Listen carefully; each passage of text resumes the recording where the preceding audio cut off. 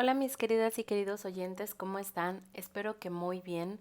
¿Cómo les está yendo con sus días de estar guardaditos en casa? Nosotros, pues la verdad, bien, tranquilos. De repente mi bebé como que se desespera, pero hemos por suerte podido salir aunque sea a caminar 1 o 2 cuadras aquí por mi casa y ya pues es un poquito más llevadera la situación.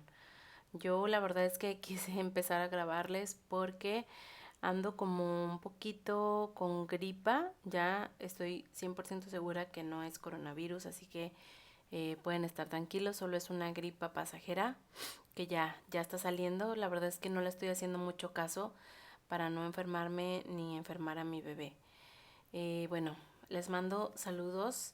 Vamos a empezar con los saluditos que tengo aquí a Reinaí Cariam López, Marcela Vázquez, Gaby Juárez, Gloria Texcagua, Maggie Martínez, Angélica Campos, María Rodríguez, Carolina Bermúdez, Marcela Vázquez, Gisela Alves, ¿quién más me falta? Elena López, Gaby Juárez. Siempre tu mamá me escribe a través de tu cuenta, así que muchas gracias. Y espero que esté tu mami María Tobar muy bien. Les mando saludos a todos. Y pues hay que seguir orando mucho para que esta situación termine pronto. Y pues por lo pronto les voy a dejar aquí su capítulo nuevo para iniciar esta semanita. Y pues manténgase siempre vibrando muy positivo para que ya todo esto termine pronto. Les mando besos y que estén muy bien. La tormenta del arcángel, de Nalini Singh, del gremio de los cazadores, capítulo 39. Aunque quizás su padre hubiera cometido un error, pensó de repente, y la esperanza empezó a brillar como una estrella en su interior. ¿Y si las entrañas de su madre habían sobrevivido? Empezó a hurgar en las cenizas una vez más. Le escocía la piel y tenía la cara manchada de negro. Dejó un pegajoso rastro rojo mientras excavaba y rebuscaba, ya que su piel quemada se había pelado y sus manos destrozadas sangraban. Solo cayó la noche comprendió que no había nada que encontrar. Las entrañas de su madre se habían convertido en cenizas. Solo un inmortal cuyo poderoso puede alzarse de las cenizas del fuego. Ojos castaños en los que brillaban a un mismo tiempo el alivio y la preocupación. Por eso nunca debes juzgar en el fuego, Jason. Ni siquiera ya sobreviviría si las llamas alcanzaran mi corazón, mi cerebro, y tú eres poco más que un bebé. Arrastrando las alas bajo la media luna, avanzó hasta la parte más próxima de su laguna para asearse en las aguas cálidas y poco profundas, aunque su madre le gustaba que entrara sucio en casa, así que se lavó y se lavó hasta que la sangre y la suciedad desaparecieran de su cuerpo, y solo quedó la carne despellejada y llena de cortes, que le escocía con el agua salada. Cogió la ropa sucia y la dejó en el porche, donde ella siempre la recogía para lavarla. Sus alas todavía estaban muy mojadas, así que las extendió y las sacudió antes de entrar. Su madre siempre le daba un beso en la mejilla y le secaba las alas con una toalla suave. Pero ese día tendría que hacerlo él solo. Fue difícil, ya que sus alas eran más grandes que su cuerpo y no alcanzaba a todas las partes. Hay que hacerlo así, abejita. Obedeció a la voz de su recuerdo, extendió la toalla en el suelo y se tumbó sobre ella como sus padres habían hecho una vez, sonrientes y empapados después de nadar, mientras él lo rodeaba como una enorme abejita. Era un buen recuerdo de una época anterior a cuando su padre se convertía en un extraño que cerraba con llave la puerta del dormitorio y hacía que su madre emitiera pequeños gritos de dolor que dejaban a Jason sin respiración. Una vez seco, se puso ropa limpia y aunque se suponía que no debía ponerse los zapatos dentro de casa, pensó que esa vez estaría bien porque el suelo estaba muy sucio. Cuando estuvo listo, salió por la puerta trasera y se dirigió al lugar donde su madre guardaba las cosas que utilizaba mientras trabajaba en el jardín. A ella le encantaría estar cerca de sus enormes flores de hibiscus amarillas, pensó, mientras empezaba a cavar la tierra. Eran sus favoritas. Cuando la llevaba una, ella siempre se la ponía en la oreja, donde brillaba como el amanecer sobre la seda negra de su cabello. Eso decía su padre y luego la besaba. Antes, solo era un niño. Tardó 2 días en hacer el agujero. No quería meter a su madre bajo tierra, pero las moscas habían empezado a molestar a pesar de que la había cubierto con sábanas que había cogido de otras habitaciones. Sabía que ella no le gustaría eso, así que después de utilizar una alfombra para arrastrar suavemente sus trozos hasta el agujero que había hecho, le puso una flor de hibiscus en la cabeza y la cubrió con su chal preferido de color amatista. Te quiero, mamá. Luego, empezó a echar la tierra en el agujero, encima de su madre. Las lágrimas formaban un reguero silencioso e interminable en sus mejillas, ya que en su cuerpo había emprendido muy bien que nunca, jamás, debía hacer ruido. Una vez que lo llenó y supo que ninguno de los animalitos que vivían en el bosque podría molestarla, fue a la playa a recoger conchas una y otra vez, hasta que toda la tumba brilló y resplandeció en la forma marina, bajo las enormes flores amarillas. Luego metió los huesos de su padre en un saco y los arrastró hasta el húmedo espesor del bosque, ya que pesaba demasiado para llevarlo volando. No sabía cuánto había caminado, mucho. Descansó algunas veces, pero al final llevó al pequeño arrecife al coral que rodeaba la albufera, unido al atalón como un hermano gemelo que nunca hubiera terminado de formarse del todo. Tenía permiso para jugar en su laguna, pero en aquella no. Su padre le había dicho que había un volcán bajo la superficie y que el cráter era muy profundo. Ese volcán le hacía algo al agua, porque a Jason le habían escocido los ojos la única vez que se sintió curiosidad y decidió explorarla. Con el corazón muy martillándole las costillas a causa del esfuerzo, se elevó en el aire, voló hasta la parte central de la laguna Mala y dejó caer el saco en su negro corazón. No cesó de absorberlo hasta que él desapareció bajo la superficie y se hundió hacia el estómago del volcán oculto. Cuando la laguna se comió a su padre y cuando Jason deseaba odiarlo, se le encogió el alma. Recordaba las cosas que su padre le había enseñado sobre el coral, sobre las criaturas del mar, sobre cómo debía trabajarse la madera para crear instrumentos que producían música hechizante. Se le enturbiaron los ojos tanto que ya no veía nada, y supo que debía alejarse de allí antes de caer en la laguna mala. Haciendo un gran esfuerzo, se elevó en el aire y se alejó tanto como sus músculos agotados y sus pesadas alas se lo permitieron. Luego se detuvo y miró a su alrededor. Su atolón era un anillo verde esmeralda que rodeaba una resplandeciente laguna de agua salobre.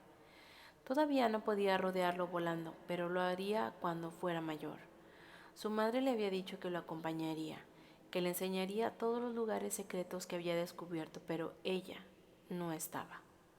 Nadie había más allí. Estaba solo. A Maella se le rompió el corazón un millar de veces mientras escuchaba la historia de Jason, mientras se imaginaba a aquel niño solo, asustado y triste. No obstante, también sabía que el hombre que tenía delante no era ese niño, que no lo había sido desde hacía centenares de años. No podía consolarlo y decirle que todo saldría bien.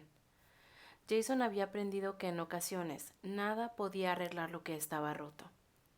Acercarse a él no fue una decisión consciente, tan solo le pareció lo correcto, del mismo modo que le pareció correcto rodear su torso con los brazos y apoyar la mejilla en su pecho.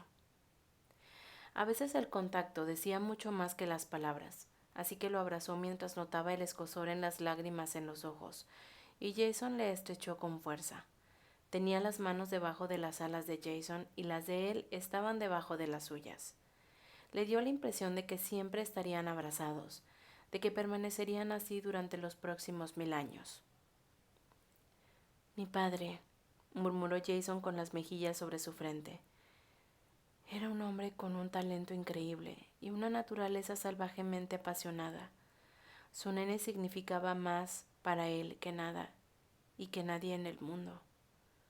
Las alas negras la rodearon como una caricia de medianoche. Quizá el apasionado vínculo que le unía a mi madre se habría atemporado si les hubieran permitido vivir en paz en el mundo. O quizá esa oscuridad fuera el precio a pagar por tanto talento. Pero la amó hasta que ese amor se convirtió en una obsesión, hasta que los celos hicieron que se alejaran, uno a uno. Todos sus amigos, ni siquiera las mujeres, eran bien recibidas porque mi padre creía que, con sus cuentos sobre el refugio, solo intentaban convencer a su esposa de que se marchara de allí. Y eso había dejado a una mujer y a su hijo solos con un hombre cuyo amor se había convertido en un nudo corredizo, pensó Mailla. Tu madre... Se calló al darse cuenta de que la pregunta la causaría un dolor horrible, pero Jason adivinó lo que quería decirle. Mi madre aceptó su cortejo en contra de los deseos de su familia, pero no fue el orgullo lo que evitó que huyera conmigo al refugio. Fue el amor. Tensó los brazos a su alrededor. Siguió amándole incluso cuando los celos llegaron a tal punto que mi padre llegó a creer que ella tenía un amante secreto, uno que la visitaba durante las raras ocasiones en las que él volaba a islas de al lado en busca de fruta, incluso cuando empezó a hacerle daño, un daño que no dejaba cardenales pero que se reflejaba en los ojos de mi madre. Mailla quiso enfadarse con la madre de Jason, zarandearla, porque no había protegido a su hijo de semejante horror. Con todo, mientras gritaba en silencio por el dolor que había forjado al hombre que la estrechaba en esos momentos entre sus brazos, sabía que las emociones a menudo escapan al control de uno mismo. El hecho de que Nea nunca hubiera dejado de amar a Eris era un buen ejemplo. Lo siento. Las palabras mostraban todo su pesar, toda su rabia. La respuesta de Jason fue deslizar la mano por su espalda. Su corazón latía con fuerza bajo la mejilla de Mailla. Su cuerpo era un horno y su fuerza tan implacable que debería haberla asustado. Pero aquel era Jason y él nunca le haría daño. Algo en su interior lo había sido siempre, antes incluso de que el espía le hablara de ese pasado que le hacía entender por qué ayudaba a los pajarillos rotos.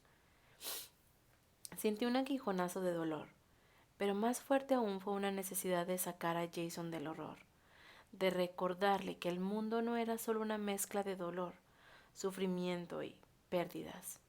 Se apartó un poco para poder mirarlo a los ojos mientras pensaba en todo lo que había contado y descubrió una maravilla oculta.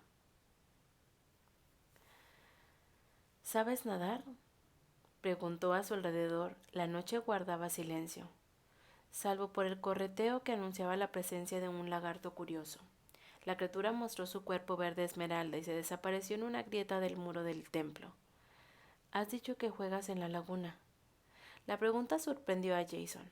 Esperaba que la mujer a la que abrazaba le preguntara cómo había llegado por fin al refugio, pero ese tema fue una distracción bienvenida que lo alejó de sus recuerdos. Como un pez. Te enseñaré si quieres. Todos los ángeles flotaban gracias a las alas. Sin embargo, esa flotabilidad hacía que nadar, sobre todo a cierta profundidad, resultara bastante difícil. Los padres de Jason le habían enseñado ciertos trucos para anular ese efecto, al menos durante cortos periodos de tiempo. Ok, me encantaría. La sonrisa de Mailla derritió el hielo que se le había formado en el pecho cuando le habló de las pérdidas que había alterado para siempre el curso de su existencia. Hay tanta libertad en el mar como en el cielo, si sabes cómo moverte dentro de él, dijo estrechándola un poco más. Solo y sin padres que se alarmaran si llegaba demasiado lejos, había aprendido a bucear con las alas pegadas a la espalda. Ni Briti. Al oír el susurro del viento, soltó a Mailla y plegó las alas. ¡Vamos! Salió y rodeó silenciosamente el oscuro templo en ruinas mientras Mailla lo seguía en silencio. Echó una mirada a la fortaleza en busca de alguna señal de problemas. No vio nada. No hasta que desvió la mirada hacia la derecha. El cielo nocturno era una manta negra, ya que el brillo de las estrellas habían sido borrados por un ejército alado. Le pareció que esas alas no eran normales hasta que se dio cuenta de que eran negras como la tinta, puesto que no conocía a ningún ángel vivo con unas alas como las suyas. Supuso que las que veía habían sido teñidas para camuflarse. La guarnición vampírica en la tierra debía de estar a escasos minutos del fuerte. Esto es una locura, le dijo Mailla con voz horrorizada. No entiendo que mi madre crea que pueda derrotar a Nea con un combate, ni siquiera con ese ejército. Jason estaba de acuerdo. Si bien las fuerzas de Nibriti parecían impresionantes, no lo eran si se las comparaba con las guarniciones alojadas en la fortaleza, que representaban tan solo un pequeño porcentaje de los recuerdos a las órdenes de Nea. No deberías presenciar esto. No, debería tomar parte. Quizá no jamás conozca a Nibriti, pero es mi madre, y Nea jamás ha hecho nada para ganarse mi lealtad. Jason se volvió para fulminar con la mirada. Si te presentas en este campo de batalla, solo conseguirás distraer a tu madre. Nea te utilizará, hará que Nibriti vea cómo sangras. Es tan demasiado débil para hacer otra cosa que estorbar. Mailla se encogió. Eso ha sido muy cruel. A veces la crueldad es necesaria. Tú eres fuerte, replicó ella. Podrías ayudar a mi madre, pero te escondes aquí como un cobarde. Jason permitió que ella viera cuánto le había afectado esa bofetada mental. Si entrara en esa batalla, arrastraría a Rafael y a su gente a una guerra. Miles, millones de personas morirían. Mailla se vino abajo y pasó la vista en las alas negras del horizonte. Lo sé, lo siento. No debería descargar mi furia contigo. Perdóname, Jason. El espía pudo sentir el corazón roto de la princesa. Estás perdonada. Mailla apoyó la espalda en la pared y se deslizó hacia abajo para sentarse en el suelo. Había una desolación en aquella, que era ella. Jason jamás había visto eso. Su terca y hermosa esperanza estaba cerca de extinguirse. La he esperado tanto tiempo y ahora va a morir. Jason alzó la vista hacia los cielos. Quédate aquí.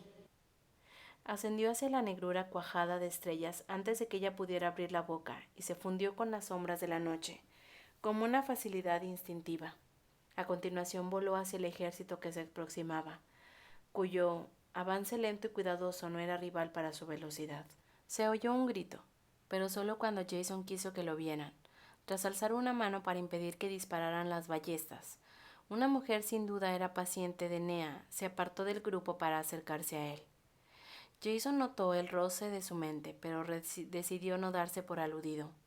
Majestuosa y arrogante, la mujer se detuvo frente a él y sacudió las alas para mantener su posición.